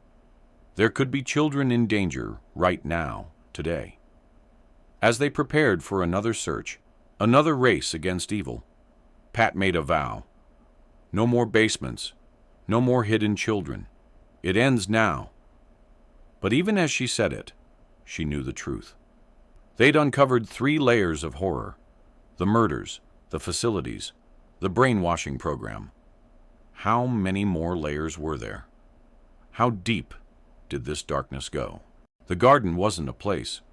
It was a person. They discovered this when Brother Thomas had a breakthrough at 3 a.m., calling Cole in a panic. Garden isn't a location. It's Gardner. Dr. Elizabeth Gardner. She ran the special projects. Neuroscientist, child psychologist, and nun. Sister Elizabeth Gardner. By dawn, they'd found her. Still alive at 93, living in a luxury assisted living facility outside Philadelphia. When they arrived, she was having breakfast, perfectly composed, as if she'd been expecting them. "I wondered when you'd come," she said, setting down her tea. "I've been watching the news. Rather sloppy, how Morrison handled things." She didn't resist when Cole arrested her, didn't protest when they searched her room. But when they found nothing, no records, no evidence, she smiled. "I wasn't as sentimental as the men. I didn't keep trophies. The children were my evidence, and they're all quite successful now." "What children?" Pat demanded. Dr. Gardner's eyes were sharp despite her age. "The exceptional ones, the ones with gifts that could serve the church, or rather, serve through the church." In interrogation, she was chillingly clinical. No remorse, no emotion, just pride in her work. "Between 1960 and 1995, I worked with 127 exceptional children. Genius-level IQs, extraordinary memories, mathematical prodigies. The church identified them, I refined them." "Refined?" Cole asked. "Enhanced their gifts while ensuring absolute loyalty. Unlike Mills's crude brainwashing, my methods were elegant. I didn't break them, I shaped them. They remember their childhoods, but edited, improved. They believed they had happy experiences at special Catholic schools for gifted children. Where are they now?" Gardner pulled out a newspaper, pointed to a headline about a tech CEO donating millions to the Catholic Church. "That's Matthew Harrison, IQ of 180. I had him from age 8 to 18. He's created 3 companies, all of which donate extensively to Catholic causes." She flipped pages. "Judge Sandra Kelly, appointed to the federal bench last year, photographic memory, mine from age 7. Another page. Dr. Michael Chen, leading cancer researcher, mathematical genius, mine from age 9. The scope was staggering. She'd taken gifted children and programmed them to become successful adults who would funnel money and influence back to the church. "They don't know," Sarah said, understanding. "These people have no idea they were programmed." "Of course not. That would defeat the purpose. They believe they had wonderful childhoods in exclusive Catholic programs. They're grateful, generous, powerful." Michael had been searching the names online. These people are worth billions collectively. Judges, CEOs, scientists, politicians. "My children," Gardner said with pride, "serving God without even knowing it." But Tommy noticed something in the files. "There are gaps. 127 children, but you're only talking about maybe 90. What happened to the others?" Gardner's composure cracked slightly. "Not every experiment succeeds. Some minds are too rigid, others too fragile. Those who couldn't be shaped were redirected. Murdered," Pat said flatly. "Relocated. To the mountain program, the facilities, or yes, sometimes removed entirely. You can't make an omelet without breaking eggs." Angela, who'd been silent, suddenly spoke. "Emma Hoffman. She was in the 2nd ward with me. Brilliant, always solving puzzles, even while sick. Was she one of your candidates?" Gardner's eyes lit up with recognition. "Emma?" "Yes, exceptional spatial intelligence. But she saw too much at St. Bartholomew's. The trauma was too deep. She couldn't be shaped, only broken. Such a waste. She was 7 years old, Angela said, her voice shaking with rage. She was potential unrealized. That's always tragic. The interrogation continued for hours. Gardner revealed her methods, a combination of hypnosis, drugs, and what she called narrative reconstruction. She would take a child's real memories and carefully edit them, replacing trauma with triumph, fear with faith. But then Cole asked the crucial question. Is the program still active? Gardner smiled. I retired in 1995. But one teaches one's methods to selected students. The work continues, just more carefully, less formally. Who? Who's running it now? Oh, my dear, that would be telling. But I will say this, check your own ranks. Some of my children went into law enforcement, federal agencies. They're everywhere, serving without knowing they serve. The paranoia was instant. Cole looked at her team differently. Anyone could be one of Gardner's children, programmed and unaware. That evening, they gathered to process what they'd learned. The Catholic Church hadn't just murdered children, imprisoned children, and brainwashed children. They'd also weaponized gifted children, turning them into unknowing assets placed throughout society. We have to tell them, Michael said. These successful people deserve to know their memories are false. Do they? Sarah asked. They're living good lives, successful lives. Do we destroy that by telling them they're programmed? It was an impossible ethical dilemma. But the decision was taken from them when the story leaked. Within hours, news outlets were running with Catholic mind control program places sleeper agents in government. The backlash was immediate. Judge Kelly recused herself from all cases pending psychiatric evaluation. CEO Harrison's stock prices plummeted. Dr. Chen's research was questioned. And then the suicides started. 3 of Gardner's children, upon learning their memories were false, took their own lives rather than face the uncertainty of not knowing what was real. The note one left was heartbreaking. If my happy childhood was a lie, what else about me is false? Gardner, watching the news from her cell, showed no remorse. Weak minds. I misjudged their resilience. But Brother Thomas had been investigating on his own, using the codes he remembered to find others from the Mountain program. He'd identified 43 survivors so far, all in positions within the Catholic system, all struggling as their programming deteriorated. We need a treatment center, he said. Somewhere these people can safely recover their real memories, process their trauma. The Church owes us that much. The Church, reeling from weeks of revelations, finally agreed. Not out of compassion, but pragmatism. Hundreds of programmed individuals breaking down simultaneously would be catastrophic. They established the St. Bartholomew's Recovery Center, ironically built where the old school had stood. Pat insisted on the name. Let them remember what they did every time they say it. As winter turned to spring, the investigations continued.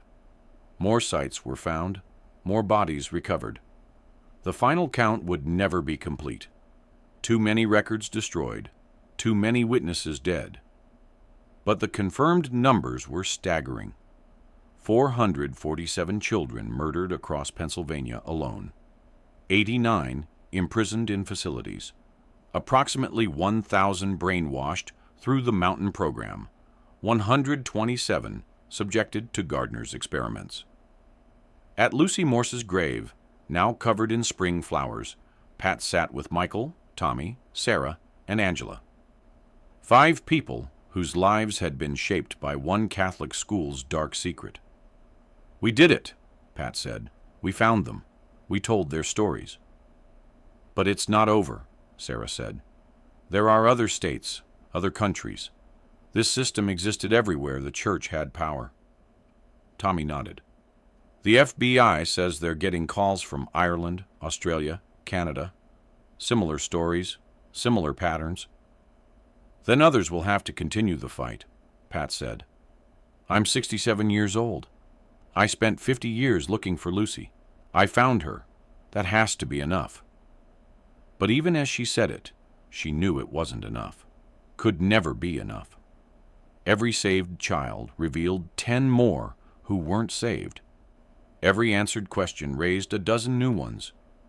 Michael was documenting everything, planning a book. People need to know, not just the facts, but the faces. Lucy Morse, who wanted to be a teacher.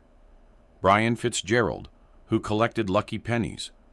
The Henley twins, who died holding hands. They were real children with real dreams. Will anyone believe it? Angela asked. It sounds impossible. Systematic murder, mind control, a conspiracy spanning decades.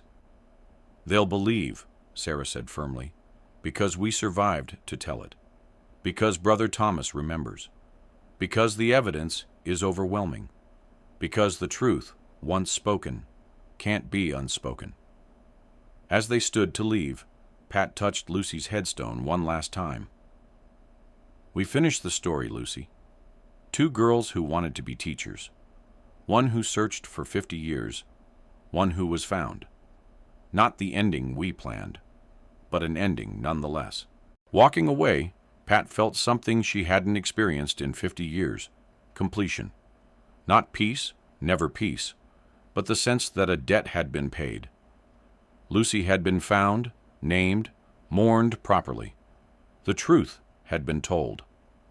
Behind them, St. Bartholomew's Recovery Center was admitting its first patients, Brother Thomas and 42 others from the Mountain Program, ready to reclaim their stolen selves. It would take years, maybe decades, for them to heal. Some never would. But in the spring sunlight, with the truth finally exposed, there was something like hope. The Church's systematic destruction of children had been revealed. The network was broken. The survivors were free. It wasn't justice. Justice would require the dead to rise, the traumatized to be made whole, time to reverse. But it was truth. And after 50 years of lies, truth was its own form of redemption. Pat looked back once at the cemetery, at the hundreds of small headstones that now bore names instead of numbers, stories instead of silence. Rest now, she whispered. All of you, rest. The work would continue. Other states, other countries, other hidden programs would be exposed. But for Pat, for this group bound by St. Bartholomew's, the search was over. They'd found the children. They'd told the truth. They'd brought them home. It had taken 50 years, 5 survivors, and an FBI investigation that would continue for decades. But the children of St. Bartholomew's were silent no more. In the end, that was the only redemption possible. Not to undo the horror, but to ensure it was remembered. Every name, every face, every dream cut short. They were murdered for convenience, hidden for reputation, forgotten for decades. But they were found. They were named. They were remembered forever.